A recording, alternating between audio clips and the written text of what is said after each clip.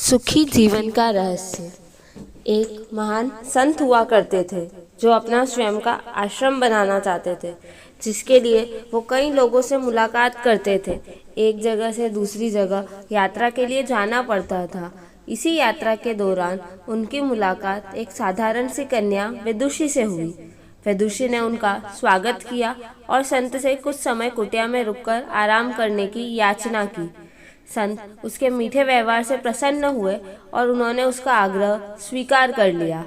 विदुषी ने संत को अपने हाथों का स्वादिष्ट भोज कराया और उनके विश्राम के लिए खटिया पर एक दरी बिछा दी और खुद फर्श पर टाट बिछाकर सो गई।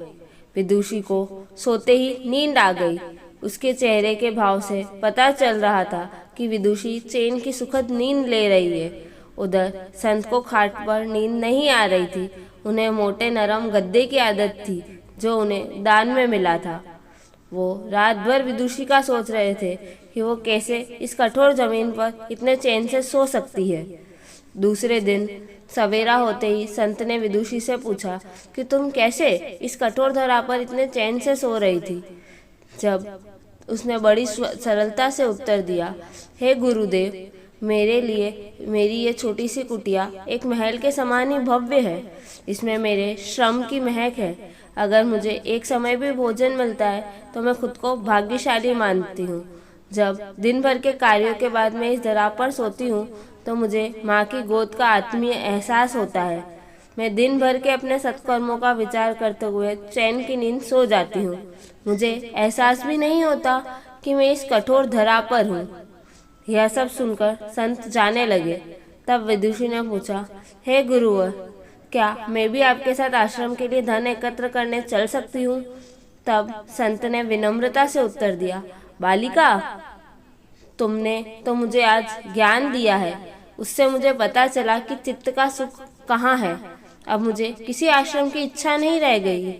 यह कहकर संत वापस अपने देश लौट गए और एकत्र किया धन उन्होंने गरीबों में बांट दिया और स्वयं एक कुटिया बनाकर रहने लगे। कहानी से हमें यह शिक्षा मिलती है कि आत्म शांति एवं संतोषी सुखी जीवन का रहस्य है। जब तक इंसान को संतोष नहीं मिलता वो जीवन की मोह माया में फंसा रहता है, और जो इस मोह माया में फंसता है उसे कभी चैन नहीं मिलता। जीवन का सुख संतोष में है। अगर ये मनुष्य जो है उसे स्वीकार कर ले और उसी में खुशियाँ तलाशे तो वो उसी क्षण सारे सुख का अनुभव कर लेता है। जिस तरह विदुषी एक वक्त के भोजन को भी अपना सौभाग्य मानती है और कठोर धरा पर भी चैन से सोती है, उसी कारण उसे जीवन में सभी सुखों का अनुभव हुआ है। वहीं एक संत वैरागी होते हुए भी खाट पर चैन से नहीं सो पा रहा था, क्योंकि उसे अपने पास जो है उससे संतोष नहीं था। जिस दिन उसने यह सत्य स्वीकार लिया, उसे एक कुटिया में भी अपार शांति का अनुभव होने लगा।